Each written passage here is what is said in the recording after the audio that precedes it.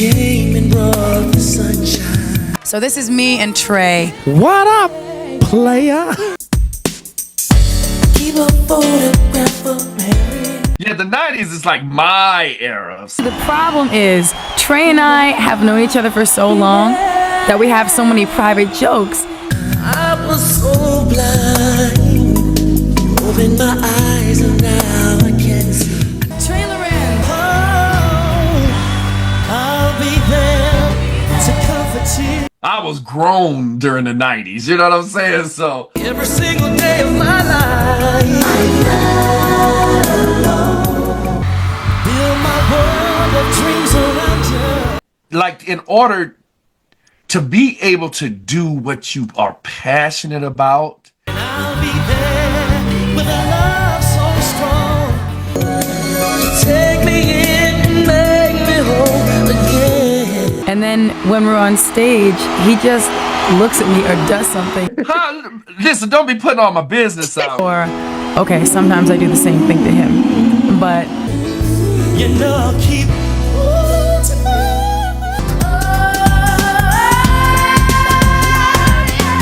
Someone to hold.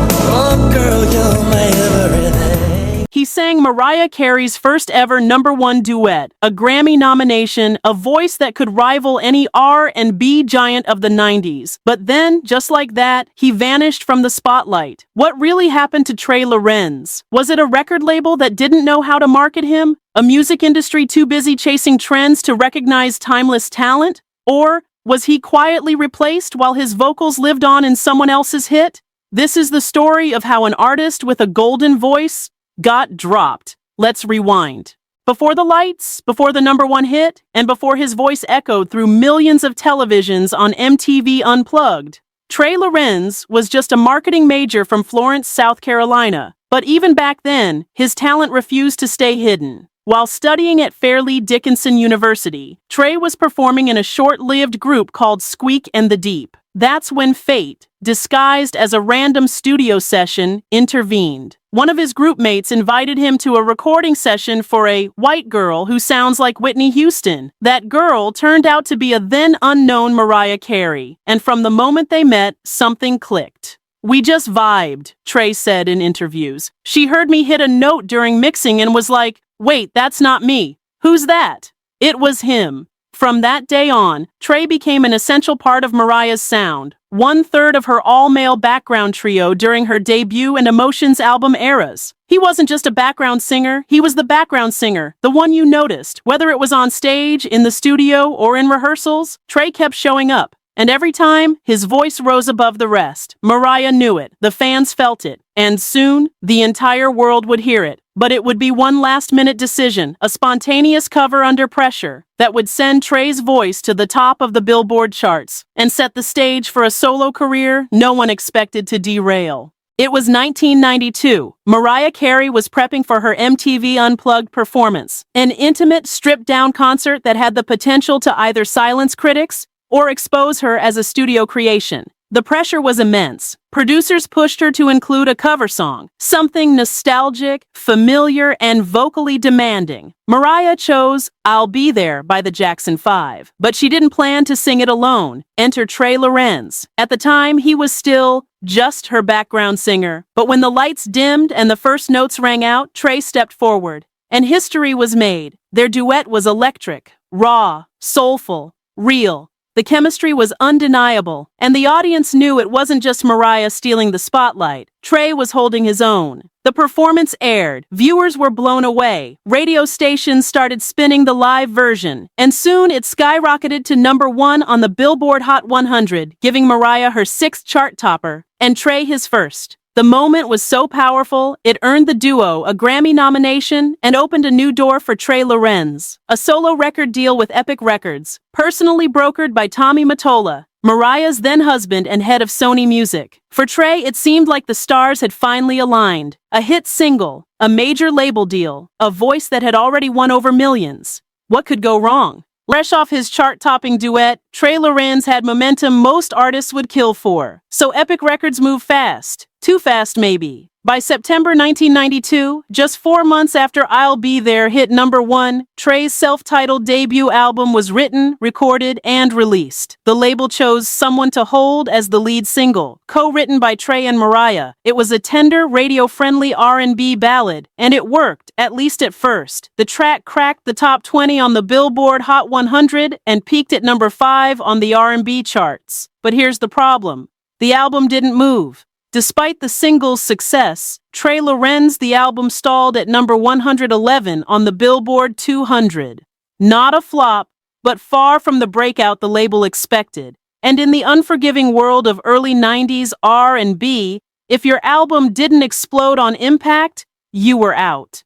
Trey Lorenz was quietly dropped. No sophomore single push, no second chances, no Mariah-powered rollout, just silence. But here's where the story gets shady. The B-side of his lead single, a track called Wanna Girl, was never promoted. It was shelved, ignored, until less than a year later, when a new artist named Jeremy Jordan released a song called Wanna Girl.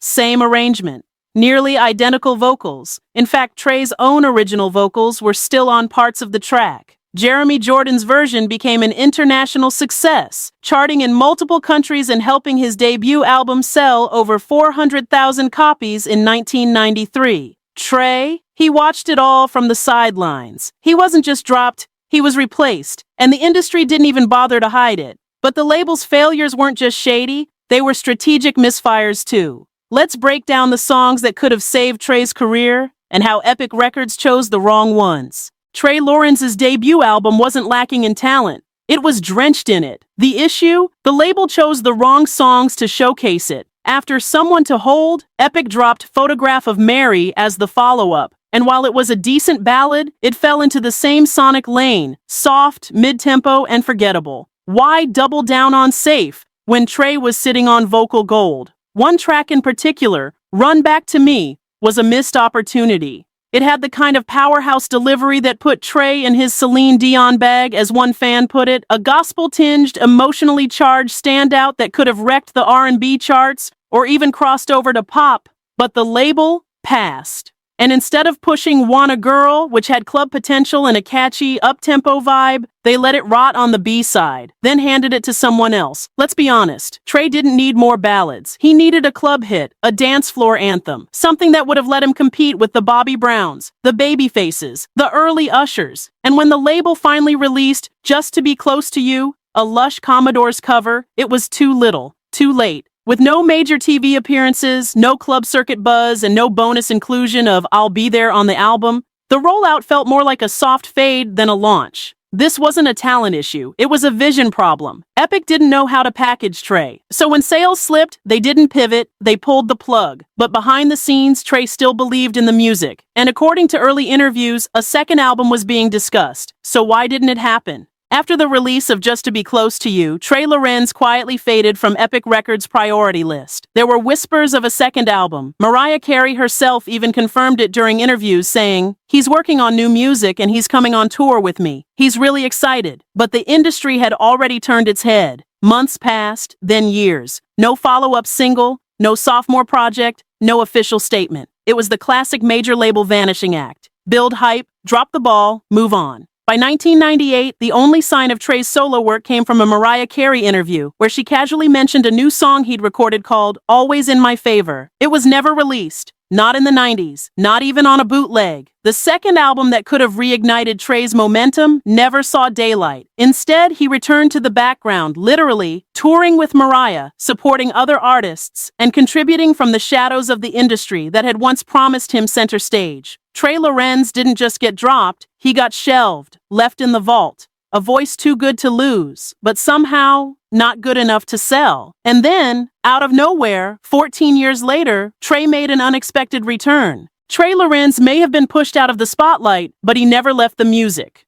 Throughout the late 90s and early 2000s, Trey became one of the industry's best-kept secrets. He stayed close to Mariah, touring the world, blending into the background, but delivering vocals that still sent chills. And behind closed doors, he was writing hits. You may not know it, but Trey co-wrote some of the most emotional deep cuts in Mariah's discography. Cry Baby from the Rainbow album, Subtle Invitation from Charm Bracelet, and the Japanese bonus track, There Goes My Heart. But it wasn't just Mariah. Trey's pen touched the careers of Aretha Franklin, Here We Go Again, New Kids on the Block, If You Go Away, and even Michael Bolton and Usher. And let's not forget his soundtrack moments. Still Not Over You on the Money Train soundtrack, 1995, Make You Happy from Men in Black, 1997, featuring Mariah on background vocals. That album sold 3 million copies. He wasn't charting, but he was cashing checks. Quietly, consistently, professionally. Trey Lorenz became the kind of artist major labels don't know how to promote, but the greats always call back. And finally, in 2006, Trey dropped a surprise. Mimi presents Trey Lorenz, Mr. Mista, a 10-song EP released under Monarch, Mariah's former imprint. No press tour, no big budget, just Trey, on his own terms. It wasn't a comeback, it was a statement. Trey never left music. Music left him.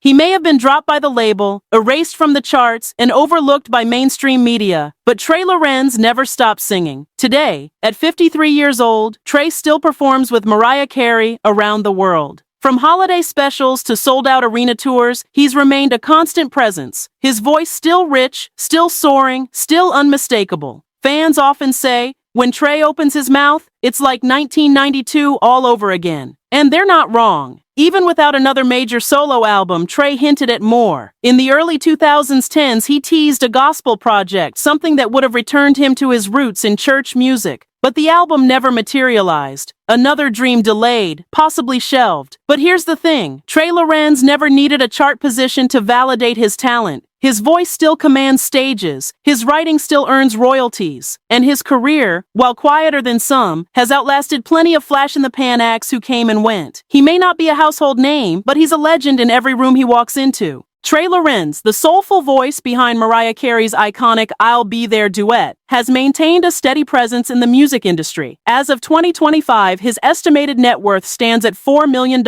accrued through decades of contributions as a singer, songwriter, and producer. In recent years, Lorenz has re-emerged as a solo artist. In 2024, he released the single Magic, a mid-tempo track that blends blues and funk, reflecting his southern roots. Following this, he released Makes Me Wanna Dance in 2025, continuing his exploration of soulful sounds. Beyond his solo endeavors, Lorenz remains a key figure in Mariah Carey's performances, contributing his vocals to her tours and televised specials. His enduring partnership with Carey showcases his lasting impact on the music scene. Additionally, Lorenz has ventured into real estate, launching an initiative aimed at helping families achieve home ownership and build generational wealth. This endeavor highlights his commitment to community empowerment beyond the stag. Trey Lorenz's journey exemplifies resilience and adaptability as he continues to influence the music industry while making meaningful contributions to society. Trey Lorenz had the voice, the connections, the momentum, and for a moment in 1992, he had the entire industry's attention. But in an era obsessed with labels, image, and marketability, Trey was quietly boxed out. Not because he lacked talent, but because the machine couldn't figure out how to sell him. He wasn't edgy enough to compete with Bobby Brown, not New Jack enough for the club scene, not R&B pop crossover enough to chase the next Babyface or Tevin Campbell. And when the marketing didn't match the music, the industry did what it always does to blackmail vocalists who don't fit the mold. It shelved him, then recycled his sound through someone more commercially viable. But Trey's legacy? It's real. His background vocals are baked into Mariah's biggest hits. His pen is etched into albums by legends. His voice carried a #1 single that's still being covered today. And even without platinum plaques or front-page headlines, he's still touring, still recording, still singing. Because some artists were never meant to be trends. They were meant to be timeless. Trey Lorenz wasn't just a background singer. He was the backbone of a sound, and the industry knew it. They just didn't want to admit it.